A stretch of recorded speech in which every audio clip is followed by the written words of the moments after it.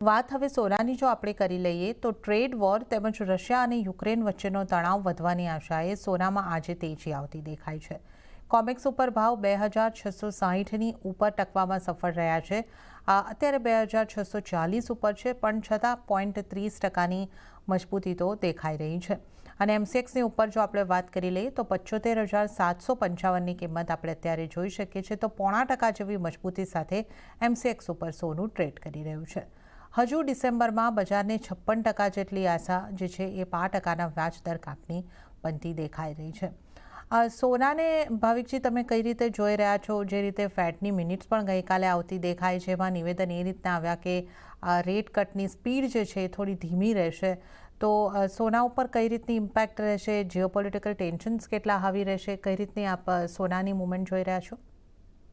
I think માર્કેટમાં આપણે જોઈએ તો માર્કેટ ઓલરેડી એન્ટિસિપેટ તો કરી હતું જ લાસ્ટ જ્યારે રેટ કટ થઈ હતી કે જે આ વખતે જ્યારે ટ્રમ્પ ચૂંટાયા એના પછી તરત જ એન્ટિસિપેશન થઈ ગયું હતું કે જે એક્સપેક્ટ કરી રહ્યા હતા કે 2.75 થી 3%નું જે ઇન્ટરેસ્ટ રેટ આવતા વર્ષ સુધીમાં થશે એ હવે વધીને 3.75 થી 4% રહેશે. એટલે હવે અહીંયાથી જે રેટ કટ જે છે એ ઓછા થવાના છે. અને આ વખતેની ફેડરલ જે એફઓએમસીની મિનિટ્સ પબ્લિશ થઈ હતી એમાં પણ થોડુંક તો એવું દેખાઈ રહ્યું હતું કે જ્યાં ફેડ મેમ્બર્સ કરી રહ્યા હતા કે યસ ઇન્ફ્લેશન 2%ની નજીક આવી રહ્યું છે, જોબ ઇકોનોમી પણ રોબસ્ટ છે. પણ આગળ જતા જો ટ્રમ્પ જે રીતે કહી રહ્યા છે કે એ લોકો ફિસ્કલ ડેફિસિટ ઓછી કરશે, ગવર્મેન્ટ જોબ્સ જે ઓછું કરશે અને હાલ અત્યારના યુએસની ઇકોનોમી આપણે જોઈએ તો મેજોરિટી જે જોબ પ્રોવાઈડ કરી છે ગવર્મેન્ટ સેક્ટર તરફથી છે.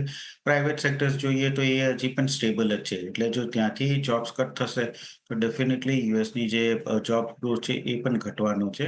અને ઓવરઓલ આઈ થિંક એક નેગેટિવ જ છે. એટલે માર્કેટે તો ઓલરેડી એન્ટિસિપેટ કરી છે.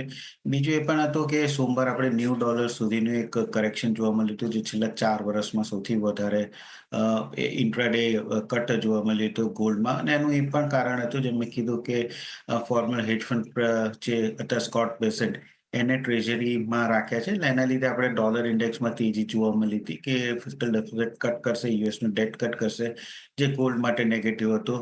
અને બીજું એ પણ હતું કે ઇઝરાયલ અને હેઝબુલ્લા લેબનન છે એના તરફથી કોઈક સીઝ ફાયર આવી શકે છે. ગઈકાલે આપણે જોયું કે ઓલરેડી બધા નેગેટિવ ફેક્ટર્સ ગોલ્ડે અપનાવી લીધા છે અને હવે આગળ જતા કોઈ મેજર નેગેટિવ હમણાં તો નથી દેખાઈ રહ્યું. એટલે કરેક્ટિવ બાઉન્સ પણ જોવા મળ્યું છે. એટલે મને લાગે છે કે એટલીસ્ટ 1 થી 2 દિવસમાં કોઈ ડેટા જો મેજર નેગેટિવ ના થતા તો આઈ થિંક થોડું ગોલ્ડ જે છે ક્લોબેક એ કરશે, જે આટલા સુધીનો જે લોસ થયો હતો એની સામેનો. એટલે હું એક્સપેક્ટ કરી રહ્યો છું કે આજના દિવસમાં હજી પણ તેજી જોવા મળી શકે છે. સાંજે પીસીઈના ડેટા છે ઇમ્પોર્ટન્ટ છે. એના પછી થોડીક મૂવમેન્ટ ખબર પડશે વધારેની. બટ મોર્નિંગ સેશનમાં હું બાય ઓન ડિપ્સની સ્ટ્રેટેજીની અપનાવીશ. ત્યાં અરાઉન્ડ 75,800ની આસપાસ બાય કરી શકાય છે, 76,200ના ટાર્ગેટથી અને 75,700નો સ્ટોપ લોસ રાખી શકાય છે. ઓકે, તો સોનામાં સવારના સેશનમાં તો બાય ડીપ કરીને ચાલો, આ સલાહ તમારે માટે બનતી દેખાઈ રહી છે. તો 75,800ની આસપાસ સોનામાં તમે ખરીદારી કરીને ચાલી શકો છો. 76,200ના ટાર્ગેટ માટે અને 77,700નો તમારે સ્ટોપ લોસ રાખવાનો રહેશે. તો સોનામાં બાય ડીપ્સની સ્ટ્રેટેજી અપનાવી શકો છો. હવે સોના બાદ જો આપણે ચાંદીની પણ વાત કરી લઈએ તો કોમેક્સ ઉપર ચાંદીમાં ઉછાળો આવ્યો છે અને આજે ચાંદીમાં કોમેક્સ પર $31 પારના સ્તર બનતા જોવા મળ્યા છે. જોકે ત્યાંથી થોડી ચાંદી નીચે આવતી દેખાય છે અને 30.52 ઉપર હજી પણ 0.33%ની મજબૂતી સાથે કારોબાર. અને એમસેક્સમાં ચાંદીની જો આપણે વાત કરીએ તો અહીંયા પણ ઉછાળા સાથે કારોબાર છે. 88,760 ઉપર ચાંદીમાં આપણે કારોબાર થતા જોઈ શકીએ છીએ. ભાવિકજી, ચાંદીને કઈ રીતે તમે જોઈ રહ્યા છો? ચાંદીમાં પણ એક પોઝિટિવિટી સાથે કારોબાર કન્ટિન્યુ થઈ રહ્યો છે. તો ચાંદીમાં આપની સલાહ કઈ રીતની રહેશે? આઈ થિંક છેલ્લા 2 દિવસથી જોઈએ કે તો આપણે જોઈ રહ્યા છીએ કે ગોલ્ડ આઈ થિંક થોડું વધારે સારું પરફોર્મ કરી રહ્યું છે ચાંદીની કમ્પેરિઝનમાં. કારણ કે માર્કેટ અત્યારના એવું એન્ટિસિપેટ કર્યું કે જે રેટ કટ જે છે એ ગતિ પણ સ્લો થવાની છે અને જે રેટ કટ્સ વધારે આપણે એક્સપેક્ટ કરી રહ્યા હતા છેલ્લા એટલીસ્ટ 1-2 મહિના પહેલા એ પણ ઓછું થવાના છે. ધેટ મીન્સ કે આગળ જતા જે ઇકોનોમીની એક્સપાન્શન જે એક્સપેક્ટ કરી રહ્યા હતા એટલી બધી નહીં થઈ શકે. એટલે ચાંદી હાલ અત્યારના સોનાની કમ્પેરેટિવલી થોડીક અંડર પરફોર્મ કરી રહી છે અને આજના દિવસમાં પણ એ જ દેખાઈ રહ્યું છે. તો ઓવરઓલ આજના દિવસમાં પણ ચાંદીની જેમ મને લાગી રહ્યું છે કે સોનું તેજી જ જોવા મળી શકે છે. બટ જો આજે પ્રિફર કરવાનું હશે બંને પ્રેશિયસ મેટલ્સમાં તો આઈ થિંક હું ગોલ્ડ વધારે પ્રેશિયસ મેટલ્સમાં પ્રિફર કરીશ બાય કરવા માટે. કારણ કે આજે મને લાગે છે કે એ થોડુંક વધારે સ્ટ્રોંગ છે. ઓવરઓલ આઈ થિંક સોમવારે પણ આપણે જોયું હતું કે ચાંદી અને ગોલ્ડ બેવનું કરેક્શન હતું. એમાં ગોલ્ડનું થોડું વધારે કરેક્ટિવ હતું.